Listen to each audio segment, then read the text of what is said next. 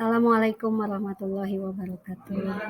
Bertemu kembali dengan saya Fitria Francisca Dewi, guru mata pelajaran bahasa Inggris dari SMAN 1 Majah. Kali ini saya akan mempresentasikan materi tentang passive voice.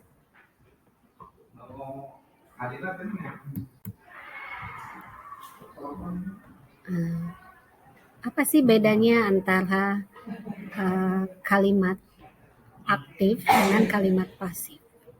Kalimat aktif adalah tell us what a person or thing does. Jadi menceritakan apa yang seseorang atau sesuatu lakukan. Itu kalimat aktif.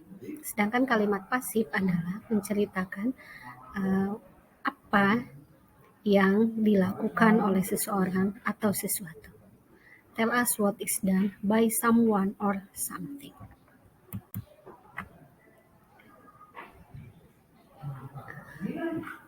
Pada materi kali ini saya hanya akan membahas 5 tenses untuk mengubah dari kalimat aktif menjadi kalimat pasif.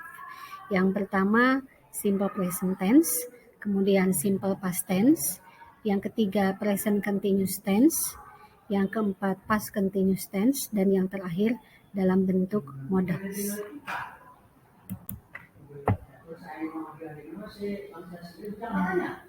Yang pertama akan kita bahas tentang simple present tense. Contohnya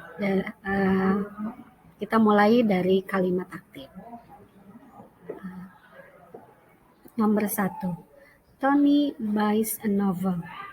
Yang kedua, the students sweep the floor. Dan yang ketiga, Cynthia and Donnie wash their shoes.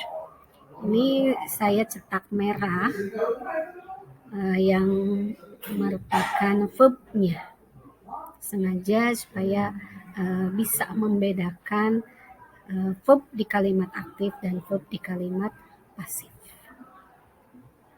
Nah, di kalimat pasifnya, yang nomor 1 itu, a novel is bought by Tony.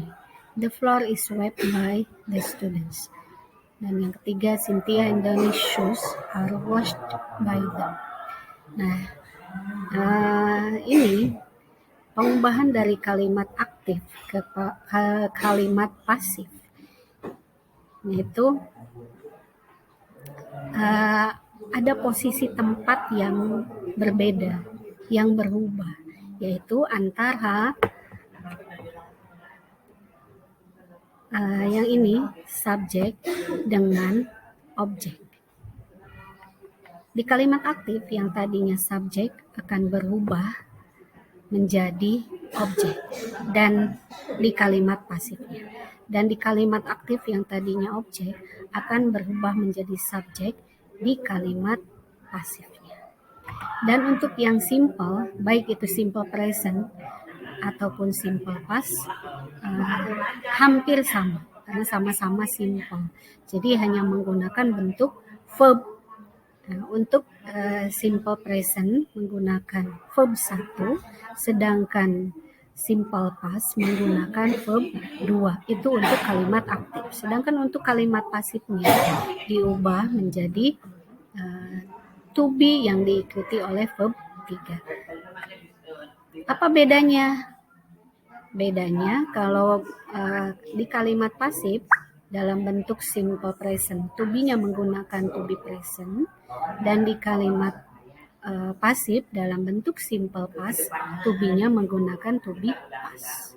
To be present yaitu are, am, dan is. Sedangkan to be past yaitu was dan were. Nah, ini adalah pattern-nya untuk kalimat simple present. Nah, ini contohnya untuk di kalimat simple past seperti ini. Ini di kalimat aktifnya menggunakan verb 2. Sedangkan di kalimat pasifnya, yang verb 2 ini diubah menjadi to be plus verb 3.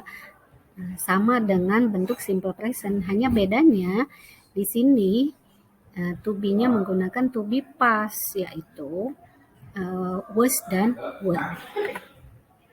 Apakah kalian masih ingat kapan digunakannya? Yang contohnya yang to be present. Nah, untuk to be present, are, am, dan is. Am itu udah pasti pasangannya hanya dengan I, subjek I. Tapi untuk is itu digunakan untuk subjek yang jumlahnya satu orang, satu buah, pokoknya satu aja. Sedangkan untuk are itu digunakan untuk subjek yang jumlahnya lebih dari satu, baik itu satu buah ataupun satu orang. Yang selanjutnya, ini patternnya untuk kalimat simple past. Dan ini bentuk present continuous. Dan yang satunya lagi adalah past continuous tense. Hampir sama-sama continuous. Jadi untuk kalimat aktifnya hanya menggunakan to be yang diikuti oleh verb in. Yang past continuous juga sama. Untuk kalimat aktifnya hanya to be yang diikuti oleh verb in. Bedanya apa? Untuk kalimat aktifnya di present continuous tense, to be-nya menggunakan to be present, sedangkan di kalimat past continuous tense, to be-nya menggunakan to be past, yaitu was dan were. Bagaimana kalau diubah menjadi bentuk pasif? Nah, kalau yang tadi simple hanya diikuti to be, kemudian verb 3, tapi kalau bentuk continuous, ini di antara to be dan verb 3 itu ada being, itu ciri khasnya. Baik itu dalam bentuk present continuous ataupun past continuous. Yang membedakan hanyalah untuk present, itu to be-nya to be present, dan untuk past, yaitu to be-nya to be past. Dan ini adalah contohnya. Nah, itu untuk di kalimat pasifnya ya, ada to be diikuti being, diikuti verb 3. Semuanya dalam bentuk verb 3 untuk kalimat pasif. Nah, ini patternnya untuk present continuous tense.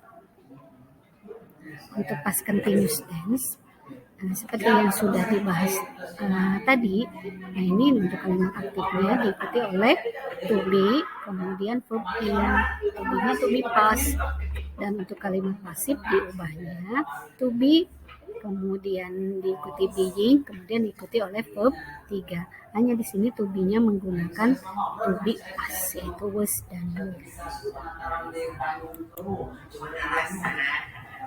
Dan ini patternnya.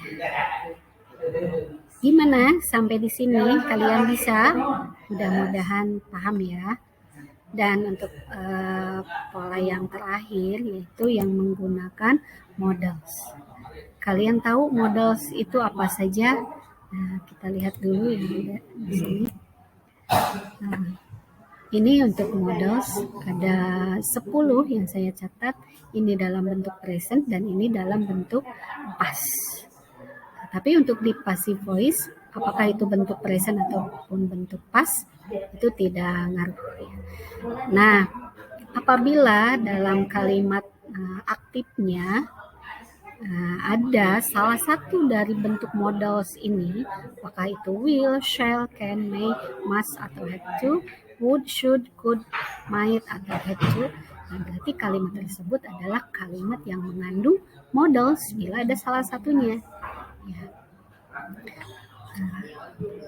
Bagaimana contoh kalimatnya? Nah, ini contoh kalimatnya. Untuk kalimat aktif, Kesa will phone her sister tonight. Nah, diubah menjadi kalimat pasifnya, ada ciri khasnya. Di sini kalau modalsnya will tidak berubah, tetap will lagi. Kalau modalsnya di aktifnya can, di pasifnya juga can lagi, tidak berubah. Sedangkan kalau should lagi tidak berubah di kalimat pasifnya. Nah, bagaimana mengubahnya?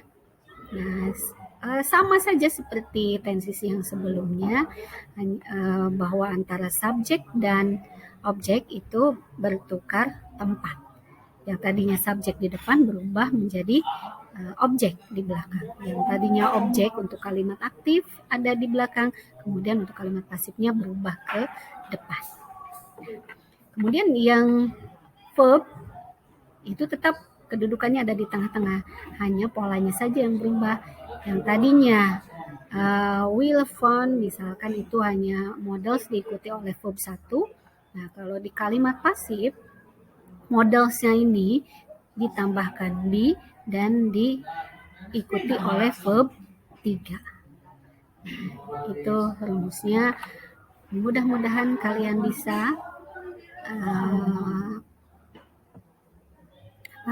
dari penjelasan saya, dan tinggal kalian berlatih saja.